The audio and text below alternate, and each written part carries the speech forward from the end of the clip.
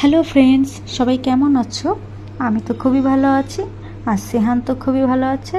সেহান দেখো পেছনে খেলছে, ও খুবই দুষ্টুমি করছিল, তাই ওকে শুয়ে দিয়েছি। দেখো আমার পার্সেল এসছে, আমি এখন এটাকে ওপেন করব। ও তো কিছুতেই শোবে না, ওকে নিয়ে এখন ঘুরতে বেরোতে হবে। ওর স্নান করা হয়ে গেছে, এখন আমারও স্নান করা হয়ে গেছে। ওকে নিয়ে এখন ঘুরু।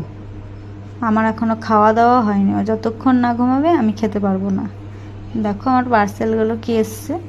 একটা টেবিল কভার এসছে আর একটা ফ্রিজ কভার। ফ্রিজটা কিনেছি 4 বছর হয়ে গেল, আর টেবিলটা তো নতুন। সেহান 5-6 মাস পেটে ছিল তখন কিনে দিয়েছে ওর পাপা, নিচে বসে খেতে পারতাম না তাই। এই টেবিল কভারও কিনে নিলাম, একবারে ফ্রিজ কভারও কিনে নিলাম, দুটোই একসাথেই। দেখো সেহান বারবার উঠে আসছে এই দিকটায়, কি উঠতে তো পারে না। দেখো কি করছে, খালি ওকে নিয়ে এখন চলো বাইরে ঘুরতে। বাইরে রোদ, গরমও আছে আবার ঠান্ডাও আছে, কি বলবো। আর ওয়েদারটা খুবই খারাপ। দিনের বেলাতে খুবই গরম দেয়, রাতের বেলাটায় প্রচণ্ড ঠান্ডা, তাই সেহান্তের শরীর খারাপ হয়ে গেছিলো। ডাক্তার দেখিয়ে এসেছি, বলেছে কোনো প্রবলেম নেই, ওষুধ দিয়েছে। আর ও দেখো খেলা করছে, খেলাও করছে, দুষ্টুমিও করছে, মাঝে মাঝে তো বিকট আওয়াজ করছে।